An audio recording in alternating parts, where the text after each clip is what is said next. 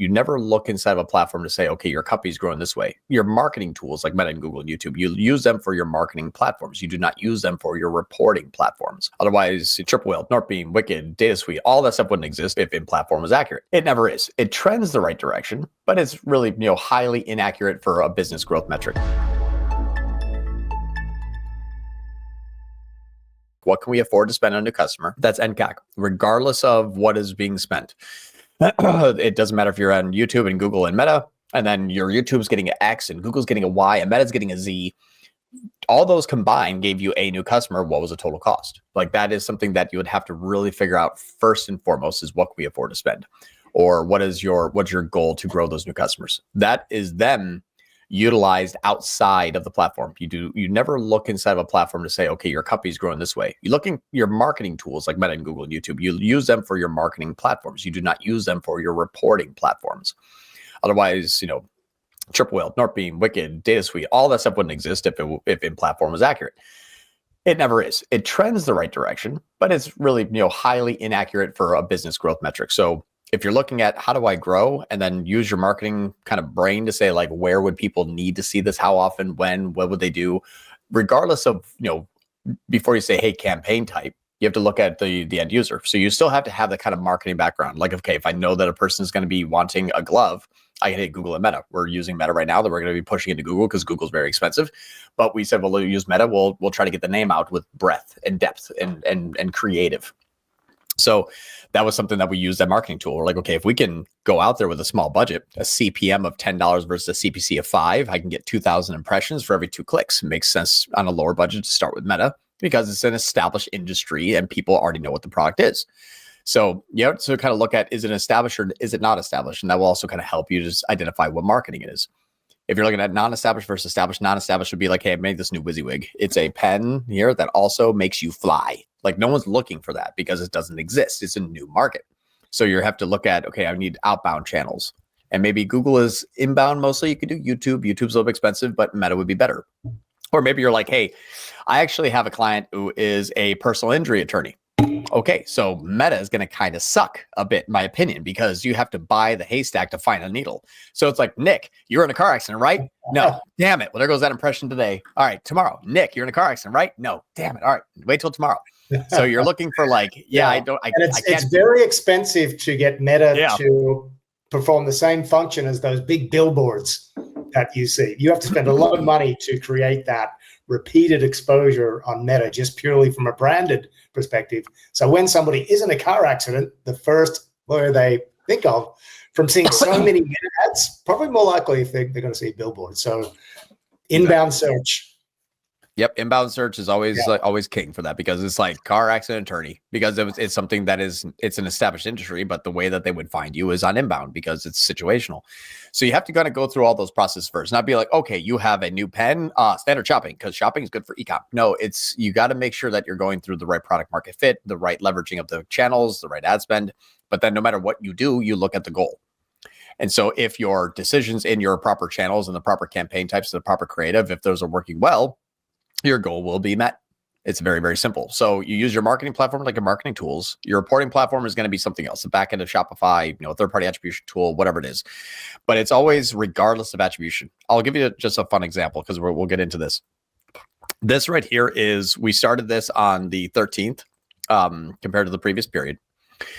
This is 2 different scenarios here. The scenario number 1 is us running our main campaign that has been running with $302 per day in ad spend. We did run a Mother's Day sale at $537, kind of, or not per day, $302 per week in spend. We did run a Mother's Day sale that got our CPA down from 50 down to 33. Like, that did work well. So was getting 50, ran a Mother's Day sale, got down to 33. I'm like, excellent. We're usually in the mid 40s to high 40s is usually our CPA. And I was able to bring it down like $12. I'm like, wow, that's fantastic. Cause that's like a 25% reduction in CPA. Good. And we'll see some new customers come in and everything looks good. But what's interesting about this is even a sale at $537 and $33 CPA could, and even our $302 one cannot beat this new way that Meta wants us to use it. And it's unfortunately the stupidest structure I've ever seen in my life, but it works so well. It's honestly going to cause a big rift between clients and agencies, or clients and freelancers, or clients and specialists, or clients, employees, whatever it is, the people who are wanting the ads run, because it's like, all right, cool. What strategic, overthought, outsmarted build did you do? And it's like one campaign, one ad group, all ads. Like, it's like, wait a minute, you didn't even do anything. It's like, unfortunately, that's what Meta wants you to do. And it works. And I've tested it a few times, and it's working very, very well. For the $302 we spent in the previous week, we got a $50 CPA. That was then paused, so it brought down 75%. So we're looking at the day of the pause, where that ended up bringing it down. After, if I reduce my ad spend down to $75, I'm getting $25 conversions. So even economy of scale going down is still getting 25. This thing kind of kicked off almost immediately, and then just we launched everything on the 15th. This one launched immediately and spent $221 and is getting an $11 CPA. I mean, that is ridiculous. I mean, all year, if we look at from January, February, March, and April, if we look at all year up until like the 12th, these campaigns were getting $40 and $43 CPAs, and then like 52. This one here had a Black Friday, Cyber Monday prospecting campaign that this was run, Black Friday, Cyber Monday. So that one doesn't count because Black Friday, Cyber Monday got 9. Cool. But we've always been at like 33 and 43, besides like a Black Friday, Cyber Monday. Okay, so if we're at $10 on Black Friday, Cyber Monday, well, let's just do the last 3 days. Okay, since our campaign's been running. So it's been running, it's been optimizing, it's been on since the 13th. So let's just check like the 20th, 21st, and 22nd. This campaign is now better than Black Friday, Cyber Monday. It's down to $7.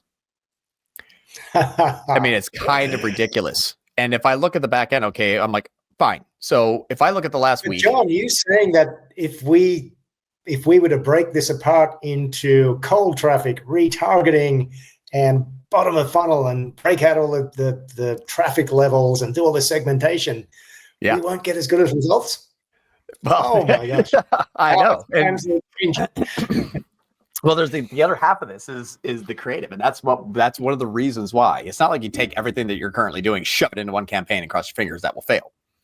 It has to be creatively driven. So you have to do your category targeting. We've already done a Friday Live about what type of campaign pieces of creative that we can go, the 10 categories that Meta now is optimizing for your targeting. And so we kind of did that. We got 3 of the 10 that we could, because we just launched this as quick as we can with the next round of creative. And then we're going to iterate on this. But yes, it's exactly right. It's like, we used to be like, okay, if you like gloves and you have farted on Tuesday, then we'll know over here. It's like, I mean, we get so stupidly outsmarting ourselves, and then Meta just kind of comes in and just wipes it. It's like, all right, targeting up to me, the exclusions up to me. And so this main campaign has one ad set. The one ad set has nothing in it. I mean, it's basically no cost cap. I have no exclusions. You want to go after my existing customers? Fine. I'm not even going to stop you from doing it, because I want to see what happens. And so I'm looking at this time range and looking at the date range between 5/4 and 5/22. And I said, okay, well, let's just see what this thing took credit on, 5/14 to 5/22. And it shows that I have 19 sales.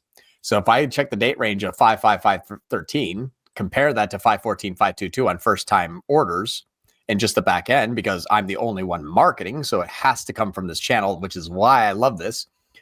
It went from 115 up to 130, so it claimed 15. So okay, 15 new customers. This one shows 19. Okay, so it might have returned 4 customers. Could be. If we look at the attribution settings and we look at the 1 day, 7 day, all this stuff, click, I do see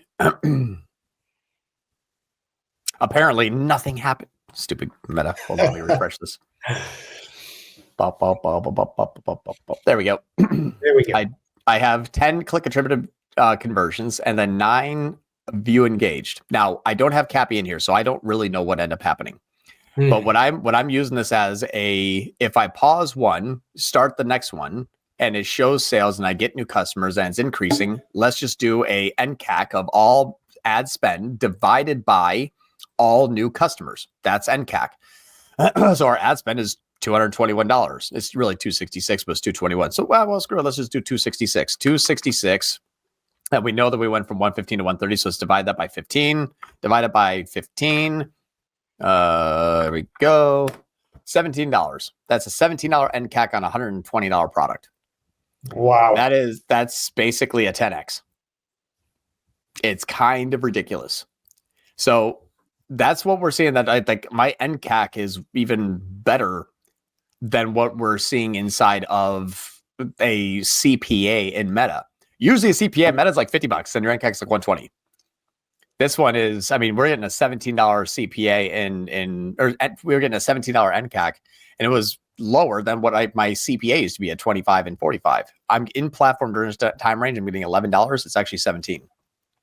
Whoa, whoopsie daisy. Like, so we're off a few bucks. Who cares? It's actually kind of working.